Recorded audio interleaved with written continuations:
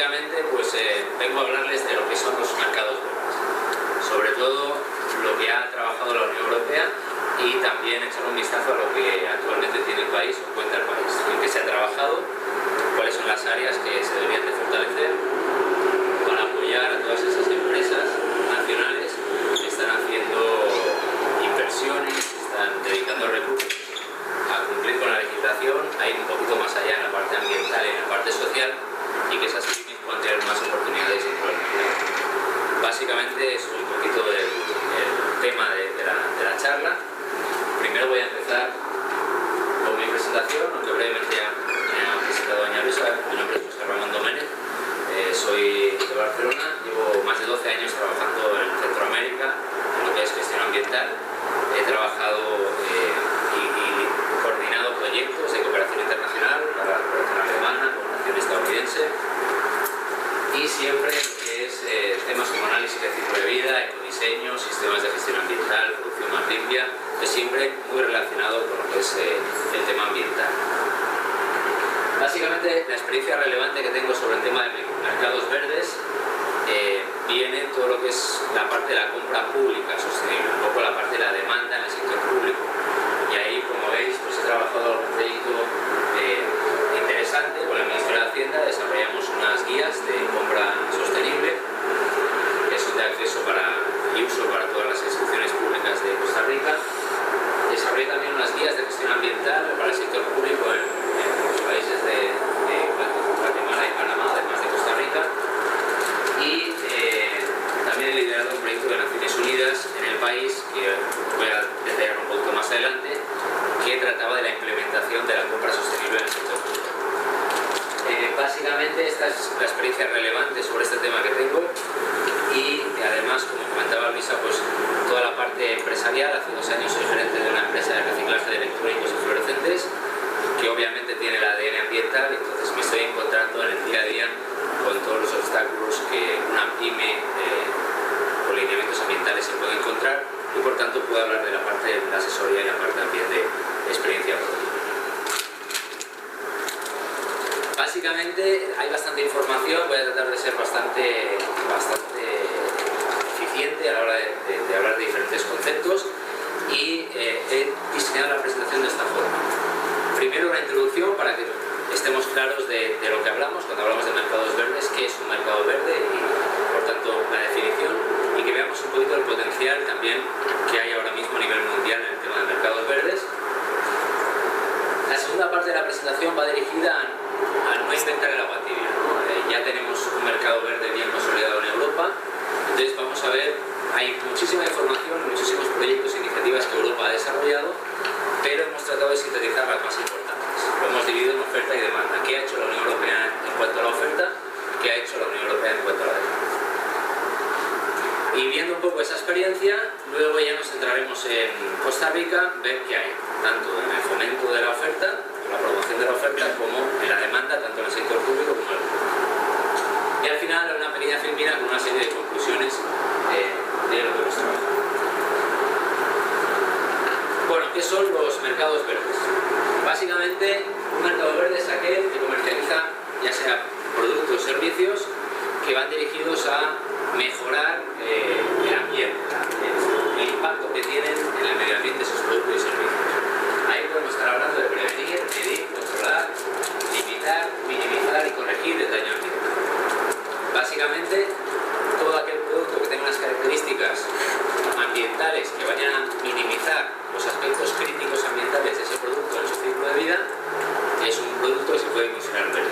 Por tanto, al comercializarlo, estamos trabajando dentro del marco de un mercado verde. Básicamente, el mercado verde se está viendo como una tercera revolución industrial, ¿no? Un poco la evolución de la industria ha pasado por, podríamos decir, la primera revolución industrial, donde hablábamos de todo el tema del hierro, de la metalúrgica, energía hidráulica, textil, etcétera. Llegó la segunda revolución industrial, que ha sido básicamente la que ha causado la mayor parte del impacto a nivel de cambio climático, donde ya empezamos a trabajar fuertemente en el tema de la electricidad, petroquímica, aviación, electrónica, etcétera.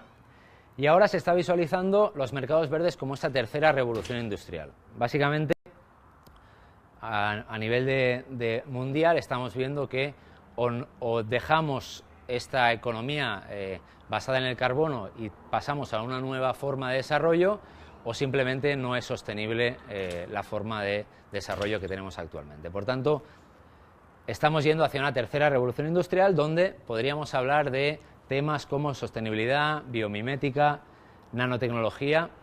Recientemente les traigo un pequeño recorte de la Nación.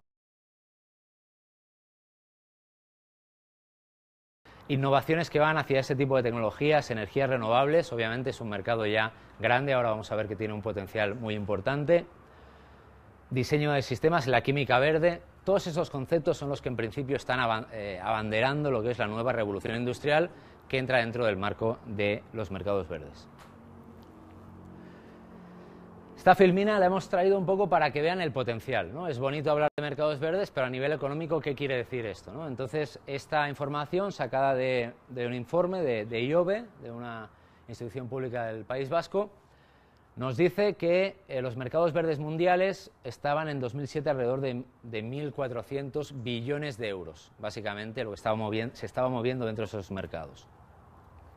La proyección es que para el 2020 el volumen de negocios que esté dentro de ese mercado sea el triple, prácticamente.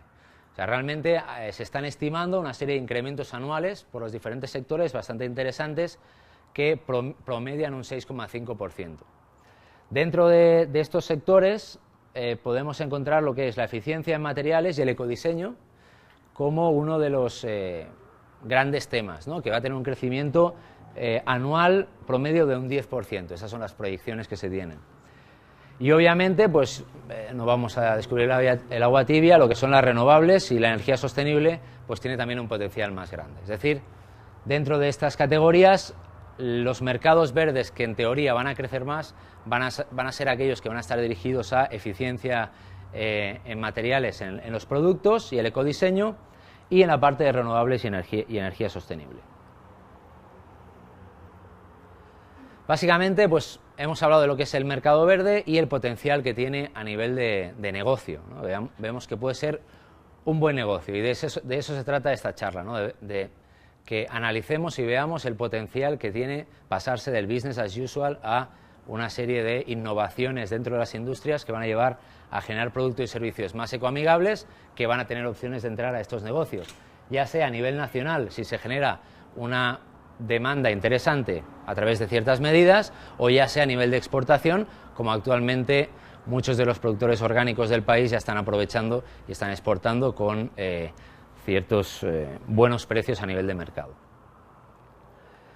Como les decía, la Unión Europea, bueno, ha trabajado muchísimo en temas ambientales, ¿no? Entonces, al final hemos tenido que seleccionar lo que hemos considerado lo más importante. Primero iniciamos con una serie de algunos datos relevantes para que vean que el mercado verde es posible y que ya existe, ¿no? En Europa ya existe el mercado verde. Y estos son algunos de los datos que nos aterrizan un poco a cuál es la situación actualmente allá.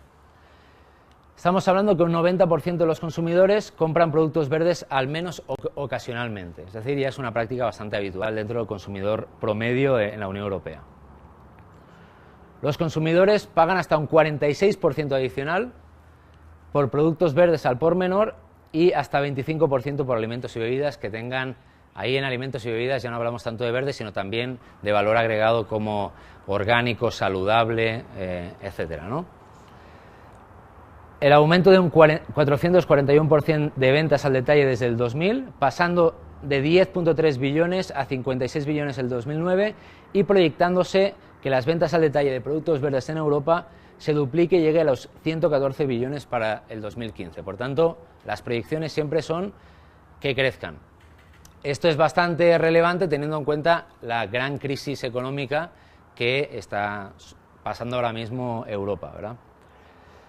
Para 2015 se duplicará la participación de mercado de los productos verdes de un 2,5% a un 5%. Aún así, como ven, la cuota de mercado de los productos verdes no es tan grande como esperaríamos, pero aún así se ve que se va a duplicar en los próximos, hasta para el 2015.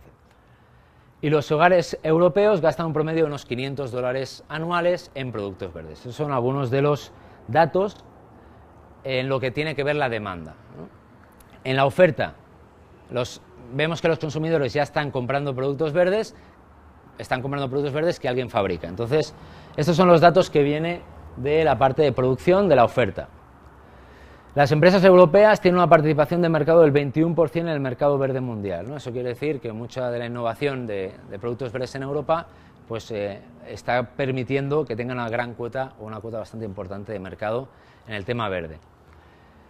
26% de las pymes comercializan productos o servicios verdes, una cuarta parte de las pymes ya están comercializando productos ambientalmente mejores, y de estas el 17% prácticamente toda su producción va destinada a productos y servicios verdes. 42% de las empresas grandes producen productos y servicios verdes. Eso quiere decir que en Europa ya no solo son las pymes, sino también las grandes corporaciones, como sabemos, que ya llevan productos y líneas de producto que tienen esa visión. Y vemos que ya hay cuotas de mercado ya para pymes con materiales reciclados y para pymes, por ejemplo, en el área de los manejos de residuos sólidos. Básicamente estos son algunos datos para que vean que en la Unión Europea, pues lo que les comentaba anteriormente, ya existe el mercado verde, ya se cuenta con estadísticas, con información, y lo que se está tratando es de promoverlo. Para ver un poco la diferencia o lo que se ha trabajado en la Unión Europea y lo que podemos implementar aquí, he preparado unas filminas que van dirigidas a que vean los grandes proyectos, iniciativas que se han desarrollado en la parte de la oferta en la Unión Europea y en la parte de la demanda. En la parte de la oferta lo hemos dividido en tres partes. Primero, políticas y legislación, y ahora lo veremos un poquito más en detalle, pero obviamente tiene que estar legislado todo para que las empresas luego sigan con su cumplimiento y debidamente fiscalizado, ¿verdad? Vemos un tema interesante en las políticas y la legislación, que muchas veces la Unión Europea participa en foros multilaterales y básicamente adquiere compromisos.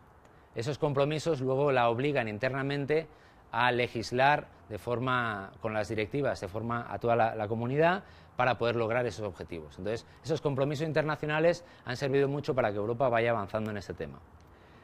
Herramientas, ¿qué herramientas ofrece la Unión Europea a las empresas para que puedan ir hacia la ecoinnovación, que es un término que vamos a hablar un poquito más adelante? ¿Y qué incentivos o sistemas de reconocimiento existen para motivar a las empresas a dar el salto hacia la oferta verde? Y en la parte de demanda, básicamente hemos dividido lo que es la demanda del sector público, que al ser el 17% del Producto Interno Bruto de Europa es el mayor comprador de todos, y por tanto ver un poquito qué se ha hecho en ese lado en Europa, que realmente se ha avanzado bastante, y también un poquito en la parte del sector privado, qué se ha hecho, ¿no? En la parte de responsabilidad social, encadenamientos productivos y en la parte de formación del consumidor. Entro un poco en la parte de la oferta, ¿no? Y como les decía, la Unión Europea va entra en protocolo de Kioto, va a las convenciones de cambio climático y de Estocolmo y demás, y adquiere una serie de compromisos ambientales. Esos compromisos ambientales se los lleva internamente a la Unión Europea y legisla para poder cumplir con esos objetivos. Un poquito lo que puede pasar en Costa Rica con la carbono-neutralidad. El principio de carbono-neutralidad de Costa Rica es ya conocido internacionalmente, y eso de alguna forma hace que tú te presentes ante los demás con un objetivo y tengas que demostrar cuentas públicamente de lo que has hecho. Entonces es interesante, pues la Unión Europea dice que va a llegar a un objetivo y por tanto la gente quiere ver cómo legisla y cómo consigue esos objetivos. Entonces una forma interesante, que a lo mejor no siempre es la mejor, porque te comprometes a cosas que a veces son muy difíciles de conseguir, pero sí definitivamente genera un ruido y genera un motor para las empresas, para la legislación y para ir avanzando hacia allá, ¿no? Básicamente a nivel interno, en la Unión Europea hemos destacado 3 o 4 cosas interesantes. Desde Río ya se viene trabajando, desde el 92 obviamente, con diferentes reuniones y convenciones, etcétera. Una importante fue en el 2000, la estrategia de Lisboa, donde ya la Unión Europea dijo, bueno, ¿cómo queremos que sea nuestra economía a partir de ahora? No vamos bien, hay que cambiar. Y definieron que tenía que ser dinámica, competitiva y sostenible. Sobre todo, muy importante, basada en el conocimiento, es decir, aquel que tiene el conocimiento, el que innova, es el que va a sobrevivir. Y sin olvidarse obviamente lo que es la parte ambiental y la parte social, ¿no? Ahí vemos la sostenibilidad, la parte de una mejor calidad en el trabajo y un respeto por el ambiente. En 2001, el informe Medio Ambiente 2010, el futuro está en nuestras manos, básicamente todos los Estados miembros se sentaron y pusieron un interés común en este informe, en base a estas premisas, y considero personalmente que este fue uno de los grandes avances, que es el Libro Verde sobre Política de Productos Integrados. Básicamente, este Libro Verde sobre Políticas de Productos Integrados tiene 3 grandes ejes para cualquier tipo de producto y servicio, y es la aplicación del principio de quien contamina paga, y paga en el precio en el mercado. Es decir, si yo tengo un producto que consume más energía, es menos eficiente, voy a tener que hacerme cargo, por ejemplo, del reciclaje de ese equipo, o voy a tener que hacerme cargo de la cantidad de consumo eléctrico que tiene. Hay países en la Unión Europea que han puesto tasas por consumo de electricidad porque generan emisiones de CO2. Entonces, va muy ligado a la eficiencia en el ciclo de vida del producto, al costo que tiene el mercado, porque estoy internalizando los gastos o la contaminación que está generando ese producto, ¿no?, a nivel económico. Diseño ecológico, y esto es lo más importante. A partir de aquí se empieza a analizar el producto en ciclo de vida, en análisis de ciclo de vida, ¿no? Y las directivas se basan en análisis de ciclo de vida para legislar. Y ahí es muy importante porque incluso la Unión Europea se ha llevado, se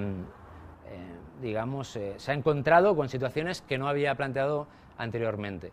Al hacer análisis de ciclo de vida, por ejemplo, de los electrodomésticos o de las televisiones, se han dado cuenta que, por ejemplo, en consumo energético, todo el modo stand-by es uno de los grandes consumidores de energía. Y han tenido que legislar el modo stand-by en los aparatos electrónicos. Entonces, el análisis de ciclo de vida te abre la visión de dónde están realmente los impactos ambientales críticos del producto y en qué etapa están, ¿no? Entonces, básicamente, este es un gran avance. Y luego en la parte de la demanda, también en la parte de producción, hay un plan actualmente, se hizo en el 2008, es el Plan de Acción de Producción y Consumo Sostenible a nivel europeo. Y ahí hay medidas tanto para la oferta como para la demanda. Lo que les estaba comentando un poco en la parte de la legislación en la Unión Europea. Básicamente se ha pasado de legislar hacia el residuo, ¿no?, hacia dónde va a ir botado, dónde va a ir dispuesto el equipo, a un concepto de ciclo de vida, ¿no?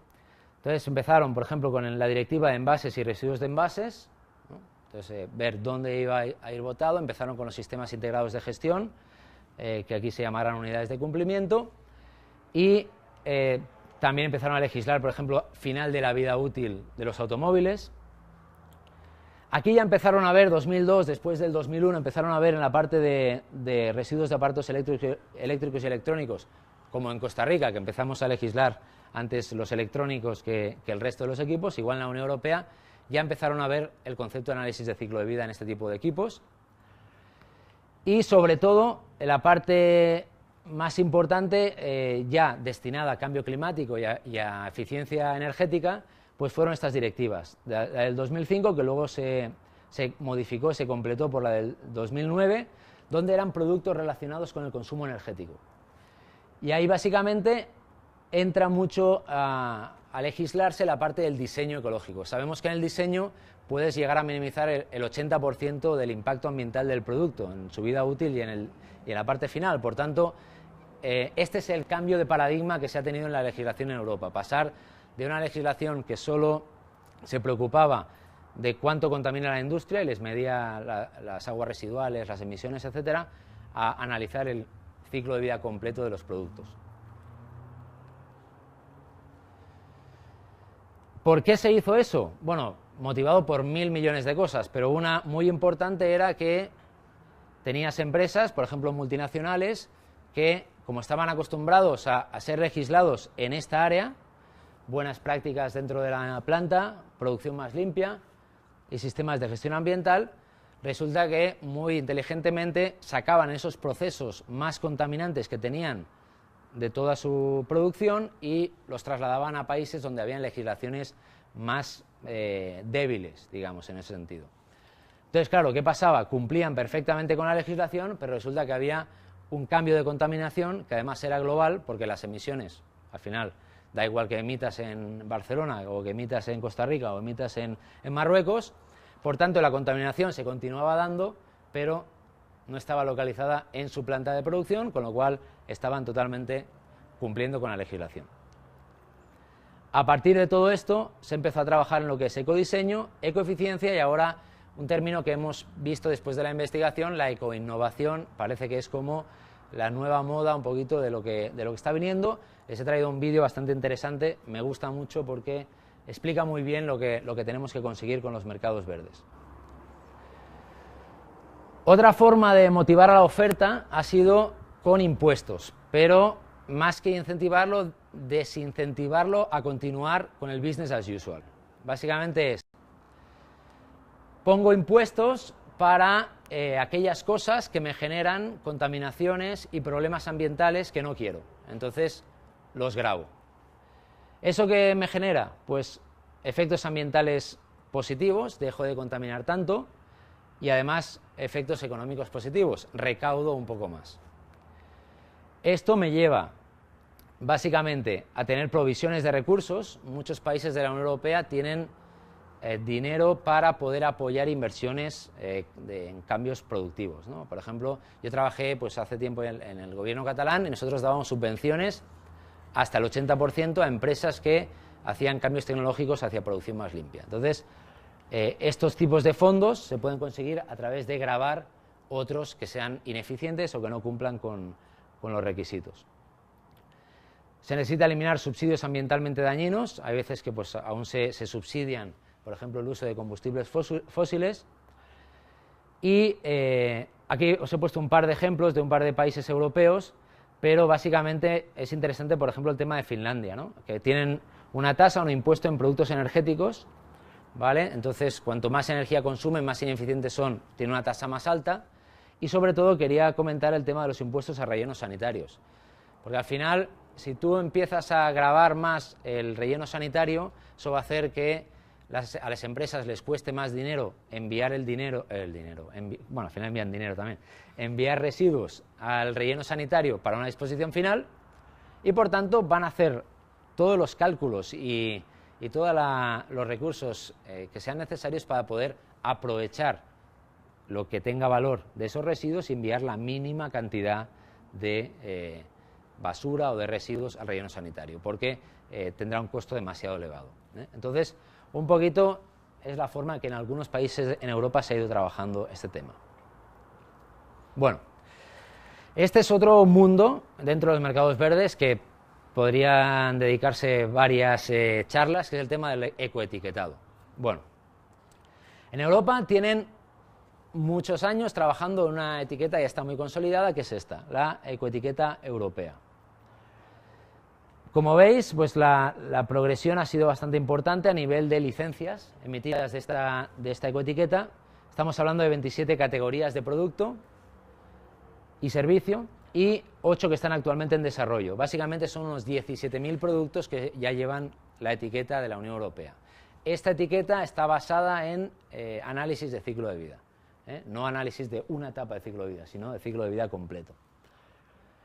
Otra forma de reconocimiento a las empresas que están haciendo bien las cosas es el EMAS, que básicamente lleva también muchos años y es una ISO 14001 un poco más estricta, ¿vale? Básicamente es un sistema de gestión ambiental un poquito más estricto. Y les he incluido aquí un logo que acabamos de encontrar para agricultura orgánica, que parece que va a ser obligatorio también para todo producto orgánico que se comercialice en la Unión Europea. Este va a ser el logo que van a tener que llevar a partir de ahora. Entonces, como veis, pues ya hay un trabajo interesante en el tema de ecoetiquetado, que luego veremos que en Costa Rica es uno de los aspectos clave que tenemos que ver cómo se puede ir mejorando. Me pidieron también explicar un poquito las diferencias en las ecoetiquetas, lo voy a hacer de una forma muy breve. En la Unión Europea encontramos cientos de etiquetas y eso es un problema porque el consumidor al final no tiene muy claro qué es lo que está recibiendo con esa etiqueta. Y básicamente se dividen en varias categorías. Dependiendo del tipo de marcado, hay un tipo de marcado que es obligatorio y otro que es voluntario. Hay algún marcado que aporta información medioambiental y otro que no aporta. Y es interesante porque incluso aquí en Costa Rica nosotros hicimos un estudio, por ejemplo, para el papel, para 8 sectores, un poco un estudio de mercado, y resulta que nos encontrábamos resmas de papel, seguro que lo habréis visto vosotros, con una etiqueta que pone, por ejemplo, reciclable. O sea, es una mariposita muy bonita, muy verde, pone producto reciclable. Bueno, yo no sabría si meterlo en que aporta información medioambiental o no aporta, porque al final, claro que el papel es reciclable. Entonces es una obviedad que no tiene sentido, pero a un consumidor que no sabe, obviamente lo está engañando y piensa que es una etiqueta ambiental. Entonces está sucediendo esto continuamente, el greenwashing, ¿verdad? El alcance de la información ambiental, esto es interesante, ¿eh? Ecoetiquetas que se refieren a una etapa del ciclo de vida del producto y hay ecoetiquetas que se refieren al ciclo de vida completo. Entonces, si usted se encuentra el punto verde, por ejemplo en Alemania o en España, eso quiere decir que la empresa se preocupa de la disposición final del envase, pero no necesariamente quiere decir que está preocupando de las materias primas que van en ese producto, ¿no? Y verificación de la información es otro tema clave. Es muy diferente tener un sello que está autorizado, auditado por terceras partes, que un sello propio, que tu propio diseñador lo ha definido y lo incluyes en tu empaque, ¿verdad? Es bastante diferente. Entonces, en la Unión Europea les he puesto ahí, bueno, hay unos casos, hay unos ejemplos. Cumplimiento legal, marcado obligatorio. Por ejemplo, este sello, digamos, de la CE, es todo producto que se comercializa en Europa debe llevarlo y cumple con los estándares de calidad. Valoración ambiental, este sellito, esta etiqueta, que ahora voy a detenerme un momentito porque realmente es un caso de éxito bastante interesante, que básicamente tiene valoración ambiental porque está diciéndote cuán eficiente es el producto. Y marcado voluntario, el sistema integrado de gestión, que bueno, se paga, entonces tú puedes usarlo o no usarlo, y que no vaya incluido en la basura. Pues te lo puedes poner o no, entonces pero no aporta una información ambiental importante. Y en el marcado voluntario tienes, por ejemplo, el tema de la identificación del tipo de plástico, ¿verdad? Todo lo que es la ecoetiqueta europea, esto seguro que han visto este sellito de FSC para la fuente forestal sostenible, ¿no? Este tipo de cosas, que no se blanquee con cloro el papel, entonces son una serie de sellos. Y los sistemas de gestión que hemos hablado ahora, como la ISO o el EMAS. Entonces realmente hay un panorama pues, de muchísimos sellos y al final, pues como queremos aprender de las experiencias de otros lados, ellos se han encontrado con este problema y lo ideal es que en Costa Rica podamos cortar a tiempo esto y podamos iniciar ya con un sello bastante más consolidado. Y les voy a explicar un poquito la iniciativa del SIREA, ¿verdad?, del Ministerio de Ambiente, que ha empezado un poco con esa idea. Vamos a ver. Esta etiqueta es una etiqueta de caso de éxito a nivel de la Unión Europea. Básicamente es una etiqueta sencilla, obligatoria. Todos los electrodomésticos tienen que llevarla, muy clara, colores muy vivos y letras muy grandes. Entonces, cualquier consumidor que se acerca a comprar un electrónico, lo primero que ve es esta etiqueta que está colgando con muchos colores y se interesa por la información que lleva la etiqueta. Básicamente, todo el mundo conoce que el A siempre ha sido mejor que el F, ¿verdad?, en cualquier lado y en cualquier país. Por tanto, todo el mundo en la escuela quiere sacar el A, pues cuando va a comprar un producto también quiere el producto A. Entonces se interesa por qué es A. Ah, es que es más eficiente, me ahorra energía, me ahorrará plata cada mes en la factura. Entonces, esta reflexión del consumidor se transformó en ventas. Y hasta tal punto que la Unión Europea tuvo que ampliar el A y poner el A más y el A más más, ¿vale? Entonces, este fue un ejemplo muy interesante de cómo a través de la etiqueta se generó un cambio en el consumo y por tanto un cambio directo en la producción. Pero al final lo que queremos es cambiar la forma de comprar, pero esa forma de comprar lo que va a hacer es cambiar las prácticas de producción y los materiales que usen las empresas, ¿verdad? Además tiene un valor agregado, que es cuando un país quiere legislar o quiere definir que su sector público solo compre productos con cierta eficiencia, nadie le puede poner un salacuartazo y pararlo, porque está demostrado técnicamente que es viable hacer productos más eficientes al mismo precio. Por tanto, permite a los países legislar de una forma más fácil o gravar. Por tanto, en Europa hay unas etiquetas interesantes que el consumidor se puede fiar de las ecoetiquetas, y también reciben ayuda las empresas, algún tipo de ayuda, ¿no? Hay proyectos, seguro conocéis el proyecto LIFE, por ejemplo, que va dando fondos para diferentes proyectos ambientales, y en este caso encontramos, por ejemplo, este programa para el apoyo en el cumplimiento ambiental de pymes, se llama ICAP, y básicamente pequeñas, ecológicas y competitivas, es como las etiquetan. Básicamente apoya a las pymes a solucionar todo lo que son las inquietudes ambientales que tengan respecto a su negocio. Oye, esto se puede hacer, esto no, ¿dónde debo mejorar? ¿Cómo se hace esto? Minimizan la burocracia, los apoyan con trámites, les crean know-how, les facilitan el financiamiento, es decir, mejoran las comunicaciones, apoya la generación de redes. Entonces, es un proyecto interesante que apoya a la pequeña y mediana empresa ambiental europea. Y, cómo no, premios, ¿no? Al final es bien interesante, aquí en Costa Rica hay casos claros de premios, por ejemplo, de la Cámara de Industrias y otra serie de premios que se dan, de bandera azul ecológica, etcétera, pues salen en la prensa, hay proyección en los medios, y por tanto es importante que todas esas empresas que hacen esfuerzos para cumplir con todo esto tengan algún reconocimiento. Y en Europa pues hay premios de los negocios europeos por el medio ambiente. Encontramos este premio bastante interesante, Premio Europeo a la Promoción Empresarial, que incluye iniciativas público-privadas. Eso también es interesante porque no solamente a empresas, sino también a iniciativas público-privadas se les dan premios interesantes. En la parte de la demanda, básicamente, como les decía, ¿no? El 17% del Producto Interno Bruto en Europa es el poder de compra que tienen los estados o la administración. Estamos hablando de más de 2 billones de dólares. ¿Vale? Entonces, realmente es un monto bastante importante y ya se viene trabajando desde hace tiempo con guías, herramientas para poder incluir los criterios ambientales y sociales a las compras públicas. Y además, pues ya hay 23 países dentro de la Unión que cuentan con una política nacional de compra pública sustentable. Entonces ya hay un avance ya a nivel incluso de político que se han aprobado estas políticas nacionales. El objetivo que tenía la Unión Europea, que no llegó a alcanzarlo, era que el 50% de las compras en 10 categorías fueran compras verdes o sostenibles. Y determinar una serie de 10 categorías que fueran las más importantes. Entonces ahí vemos algunos de los países cómo han ido incluyendo lo que son criterios ambientales y sociales a sus compras en las 10 categorías. Obviamente lo que es la compra pública sostenible está dentro del Plan Europeo 2020 hacia una economía eficiente en recursos, ¿no? Es uno de los pilares de este plan.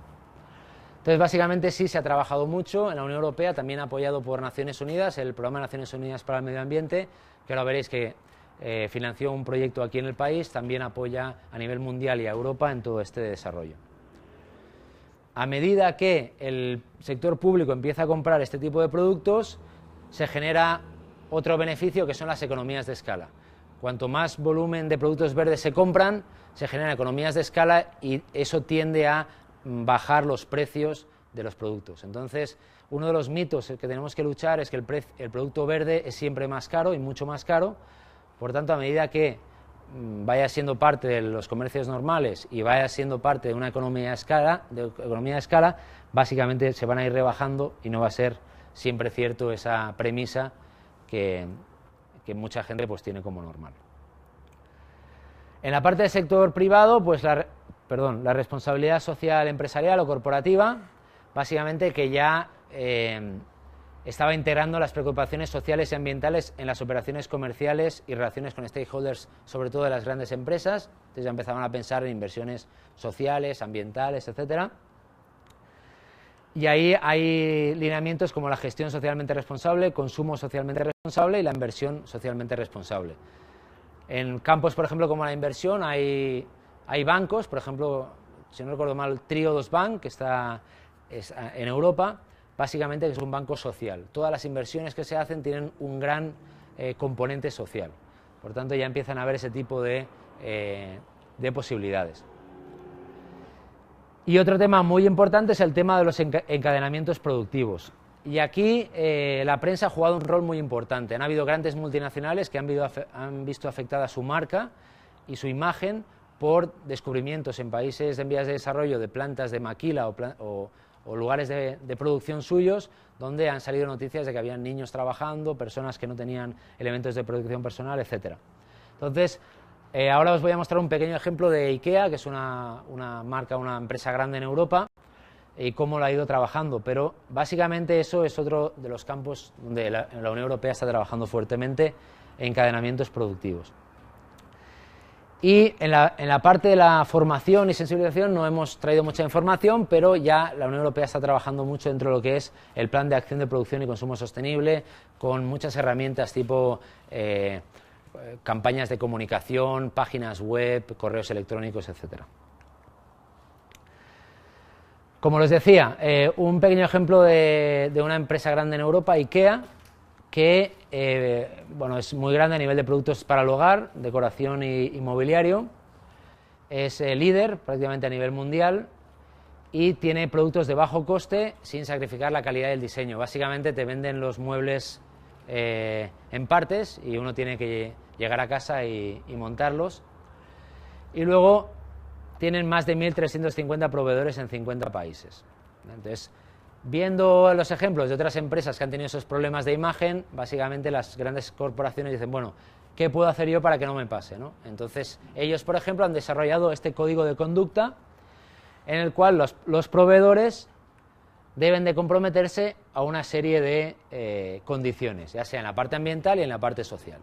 Entonces, ejemplos de la parte social, pues que crear un entorno laboral seguro y saludable, ¿no? Cosas bastante, digamos, obvias y claras, ¿no? Pagar al menos el salario mínimo legal, ¿verdad? Dar buenas condiciones a los trabajadores y todo lo que es la parte de cumplimiento con las convenciones de trabajo de la OIT a nivel internacional, ¿verdad? Y en condiciones ambientales, pues dependiendo del tipo de sector, pues unos parámetros básicos que los proveedores deben de cumplir.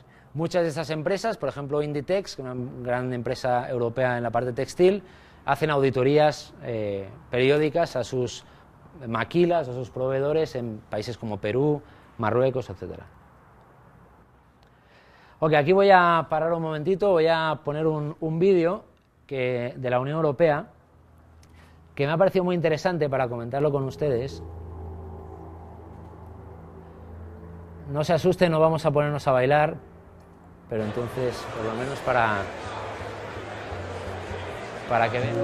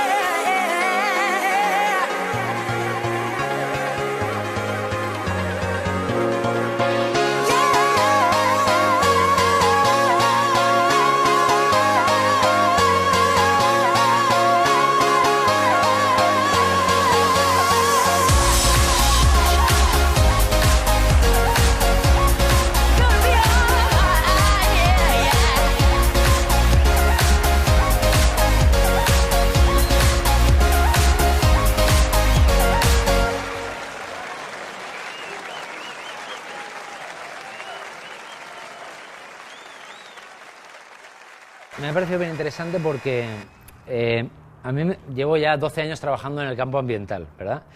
Entonces, yo siempre he pensado que los ambientalistas, ecologistas, ONGs, etcétera, siempre nos ha faltado mucho el trabajo, digamos, con las mismas herramientas del mercado, ¿no? Las mismas herramientas que usa Purdy Motors para vender carros, o que usa Porsche, o usan grandes empresas.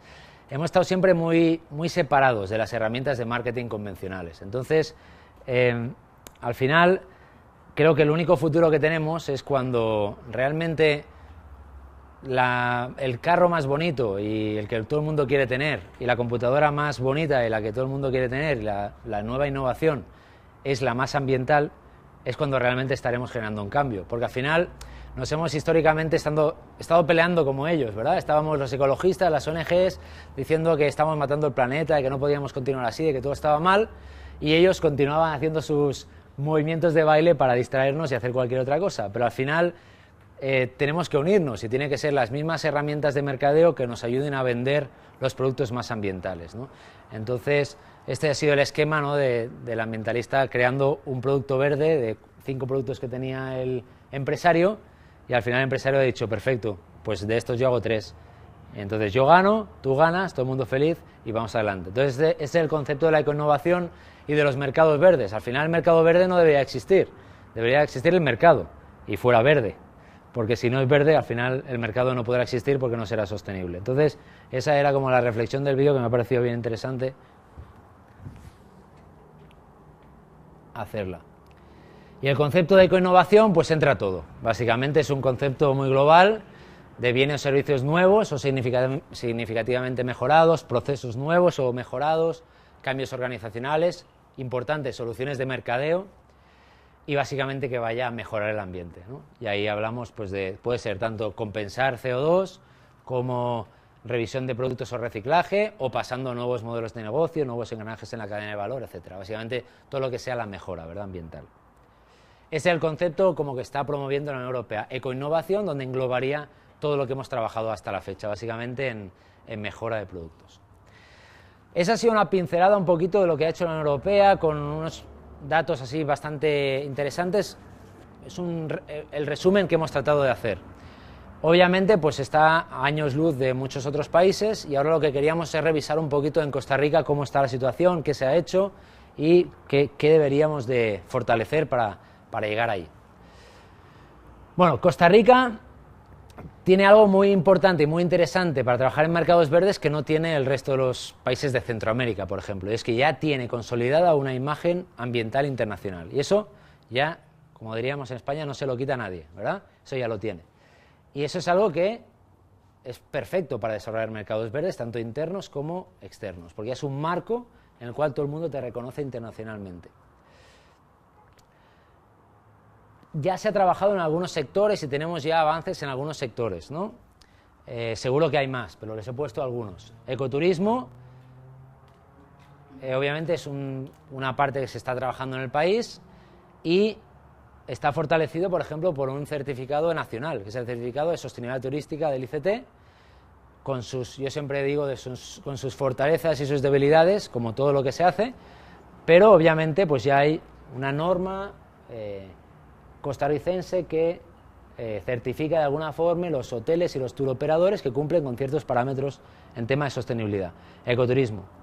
Reciclaje, bueno, leímos hace unos meses la inversión austríaca para crear la planta de reciclaje de PET, por ejemplo. Hay una alianza público-privada para el aprovechamiento de residuos valorizables en Costa Rica. Otras empresitas que tratamos de hacer bien las cosas y estar dentro del mercado verde. Ahí se está moviendo, ¿verdad? Hay empresas grandes también que están comprometidas con todo este tema. Productos de limpieza, en el sector hay varias empresas que trabajan esto, pero siempre me gusta poner el ejemplo de Florex porque para mí es un ejemplo extraordinario de una empresa que ha agarrado la bandera de la sostenibilidad y de lo verde y ha llegado a sobresalir y a exportar sus productos con esa bandera, básicamente.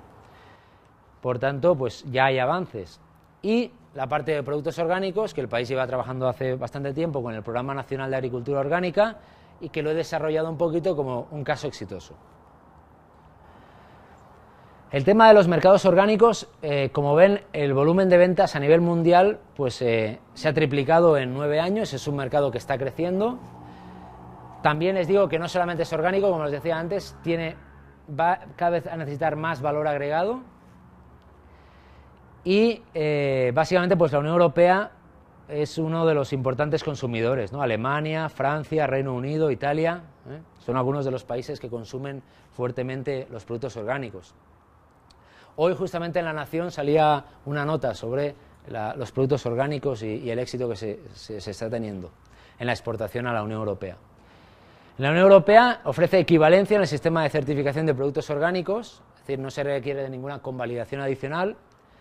Hay 9.360 hectáreas productivas certificadas. Básicamente el producto más importante, que creo que es ronda el 60%, es el banano, el producto certificado orgánico, y la piña también es un componente bastante grande, y luego tenemos otros menores, ¿no? como estos, vegetales y hortalizas, hierbas y especias, macadamia, miel de abeja, etcétera, son algunos pequeños nichos de mercado que ya se están trabajando aquí. Y se exporta a Europa, como les decía, Alemania es el principal mercado y también se exporta a otros países de la Unión Europea. Hablamos de ecoetiquetas, hay una certificación que se está dando en Costa Rica con Rainforest Alliance en piña, banano, café, flores, cacao, maracuyá y naranja.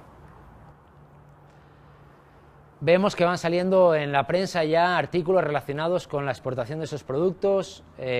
Salió hace poco este tema, por ejemplo, la certificación de origen de las maderas para exportar a la Unión Europea. Productos TICOS certificados se afianzan en Europa. Entonces, el café, por ejemplo, que se está trabajando también. Si no me equivoco, están recibiendo un 10% de precio adicional por ser producto orgánico. Por tanto, hay ya unas ventajas interesantes a nivel de precios. Y Procomer ha detectado una serie de nichos de mercado que son interesantes, que se están demandando en Europa y que por tanto los productores nacionales podrían ir hacia ahí. Y aquí hablamos pues de miel de abeja, camarón, tilapia, empaques biodegradables, una serie, no voy a entrar a detalle, una serie de productos.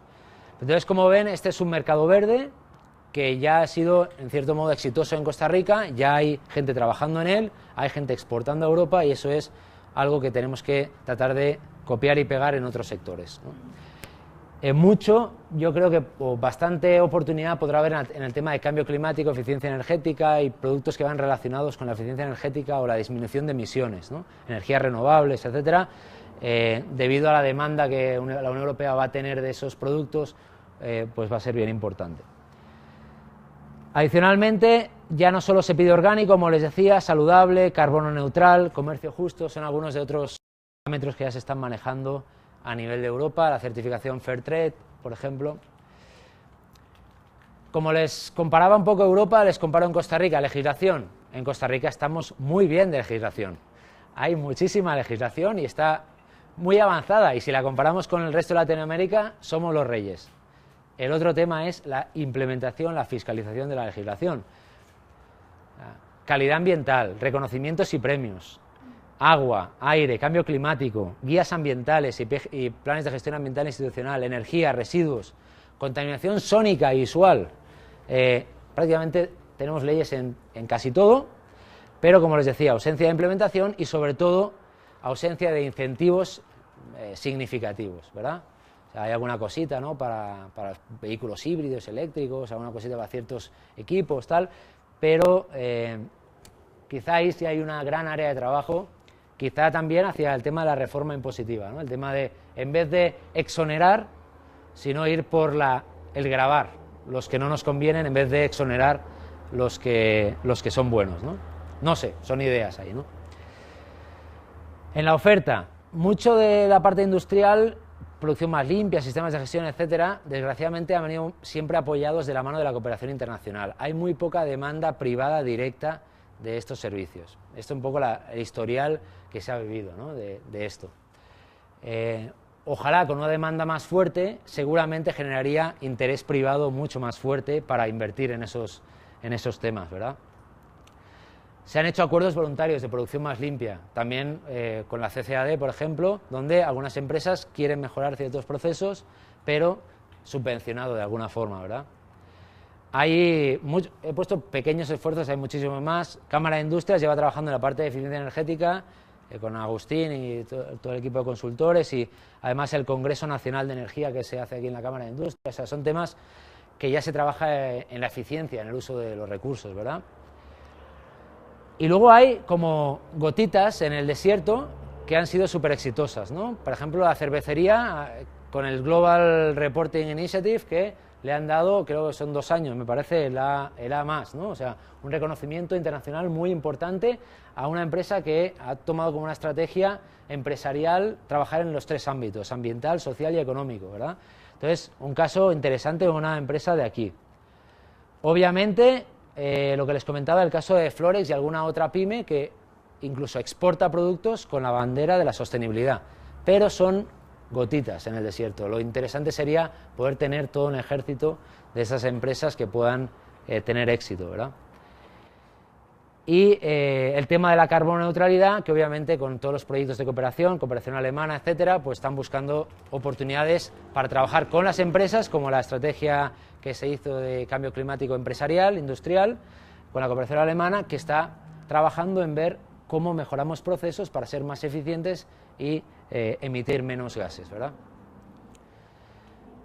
Ok, en el tema de ecoinnovación hay muy poco, hay mucho en innovación. Teníamos una noticia hace muy poco que Costa Rica era el primer país en innovación a nivel de toda Latinoamérica y el número 39 a nivel mundial. Por tanto, yo no les voy a decir que no hay innovación, porque obviamente está claro que sí que la hay, si no se visualiza una específica hacia los temas de sostenibilidad, que sería muy agradable. Ahora me quito el sombrero de consultor, me pongo el de empresarial. Por ejemplo, en el tema de electrónicos hay 1000 oportunidades de innovar y de trabajar, pero una pyme sola no vamos a contratar un laboratorio o un tal para hacer cosas, entonces sería interesante motivar eso. Existen fondos tipo el Fondo ProPyme que apoyan todo ese tipo de iniciativas, pero ojalá pues tuviéramos más para generar más ecoinnovación. Hay innovación, les comentaba el tema de la nanotecnología en el TEC, esto hace pocos días. Y vamos a hablar de la demanda, ¿no? La demanda en Costa Rica. El gobierno ha desarrollado algunas iniciativas destinadas a la compra verde y a la compra sostenible, incluso ministerios dedicando recursos propios a desarrollar ciertas iniciativas, lo cual es bastante interesante. Existen instituciones y empresas que han iniciado procesos aislados del trabajo de analizar, por ejemplo, a todos sus proveedores. La cervecería, otra vez, en este caso, tiene un programa interesante de hace 2 o 3 años que analiza ciertos proveedores, les detecta necesidades a nivel de formalización y a nivel de trabajos ambientales y sociales y les pone plazos para que vayan cumpliendo con esos requisitos. Por tanto, es un programa interesante de acompañamiento y de formalización a la micro y pequeña empresa hacia la sostenibilidad. Pero son gotitas. Hemos tratado de organizar el sector verde de alguna forma, pero verde en Costa Rica tiene que ir entre comillas porque no hay ninguna definición de verde a nivel nacional. Por tanto, aquí es el primer problema que tenemos. Páginas Verdes es un directorio que ha tratado de organizar eso. Y tenemos algunas certificaciones o sellos nacionales. Tenemos el CST, Programa Bandera Azul Ecológica. Hay un sello de eficiencia energética del ICE para iluminación y me parece, si no me equivoco, ya está casi para refrigeradoras y ese tipo de electrodomésticos. Un sello de equidad de género del INAMO, se ha manejado muy bajo perfil. Un sello también específico para lo que es el código de conducta para los hoteles en temas de explotación sexual. Obviamente el sello nuevo de carboneutralidad, ¿verdad? Y este es un esfuerzo interesante del Ministerio. Se presentó hace muy poquito el sistema de reconocimientos ambientales del MINAET. Y eso trata de, en una sombrilla, tratar de meter todos los sellos que hayan en el país. De alguna forma, oficializar los que sean extranjeros y incluir unos propios, ¿no? De producción más limpia, de diferentes niveles, ¿no? Bueno, esta es una iniciativa que es interesante para tratar de ordenar antes de que se desordene totalmente el tema de los sellos y ojalá en un futuro poder legislar y cortar de raíz el greenwashing, que es algo que nos hace mucho daño a las empresas que nos dedicamos a esto y tenemos competencia verde que no es verde. Y en el tema de la demanda del sector público se implementó todo un proyecto de Naciones Unidas, hay un plan de implementación de compra sostenible a 5 años vista, preparado y listo, hay un borrador de política nacional de compra sostenible que está dando vueltas en los ministerios, lista para ser aprobada, y eso puede ser un impulso muy importante para el productor nacional para poder tener beneficios a la hora o mayor oportunidad de venderle al Estado. Tenemos decretos específicos en la ley GIRS y en el reglamento que obligarían al sector público a empezar a introducir esos criterios y a valorarlos en sus valoraciones de ofertas a la hora de comprar, que ya deberían estar en implementación, y existen una serie de herramientas públicas de acceso público por Internet que también ayudan a los compradores, ya sea el sector público o privado, a identificar ciertos criterios ambientales o sociales que puedan incluir en sus compras.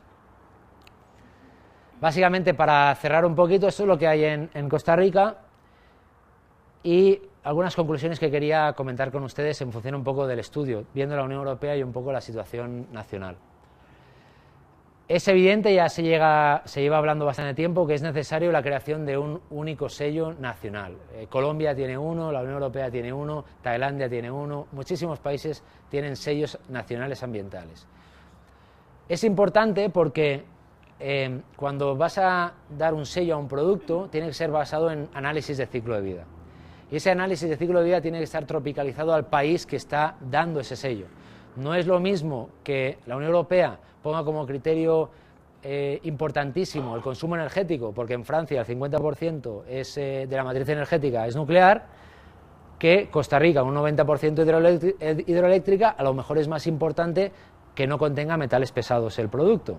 Entonces, al tropicalizar esos análisis de ciclo de vida al país, es donde podemos realmente determinar a qué producto le podemos dar un sello y a qué no. Por tanto, esto es súper importante, que se haga un sello único basado en el ciclo de vida y que sea bien comunicado para que los consumidores y las empresas puedan identificar a aquellos que realmente cumplen. Ojalá promover fondos tipo ProPyme, a lo mejor proveniente de gravar ciertos productos o servicios que son contaminantes o más contaminantes que los convencionales, para promover la ecoinnovación y permitir, sobre todo a las pymes, aunque el editorial de La Nación no esté de acuerdo, a que se puedan desarrollar y a que puedan innovar en sus procesos y en sus productos. Existen oportunidades de exportación a la Unión Europea, esto es obvio, ¿no? Es clarísimo, los productos orgánicos son un ejemplo, pero definitivamente quizá con esta nueva línea de carboneutralidad se podría explorar ciertos nichos de mercado que podrían ser interesantes. La legislación, pues también muy obvio, hay que fiscalizar mejor y ojalá legislar fuertemente con nuevos conceptos, ¿no? Reforma impositiva, visión de ciclo de vida de los productos. No hay legislación de ciclo de vida realmente en Costa Rica. Reforzar conceptos como la responsabilidad extendida al productor, que ya está en la ley, está en el reglamento, quizá en el de manejo especial, en el de electrónicos, pero esto hay que fortalecerlo. O sea, no se puede sacar un decreto en el que se diga tendrás que reciclar una cuota, pero no se le está obligando a incluir la tasa de reciclaje en el precio, porque entonces es una mesa que le falta alguna pata, ¿verdad? Y el principio de quien contamina paga. Si tú vas a poner un producto en el mercado que va a contaminar más, deberías de pagar más, ¿no? Y eso sería bastante importante. La compra pública sustentable debe ser el generador de cambio. Si el Estado empieza a comprar productos con ciertos criterios ambientales, todos los productores nacionales vamos a cambiar la forma de hacer las cosas para poder venderle, porque ya no hablemos de burocracias y trámites, eso es otra cosa, ¿vale? Pero seguro estaremos interesados en entrar a ese mercado. Y obviamente la formación del consumidor es súper importante. Para que nos compren verde tienen que querer verde, y para querer verde tienen que aprender verde desde que son pequeños. Y por tanto, ojalá pudiésemos incluir temas como estos en los planes de estudio convencionales en las escuelas y en los colegios, para que luego ya los profesionales vengan con esa idea, ¿no? Básicamente eso era lo que les traía, un poquito pincelada europea, pincelada Costa Rica, una serie de conclusiones, y básicamente pues con mucha ilusión de que en Costa Rica podamos avanzar en mercados verdes y podamos ser coherentes con el discurso internacional y podamos serlo a nivel nacional.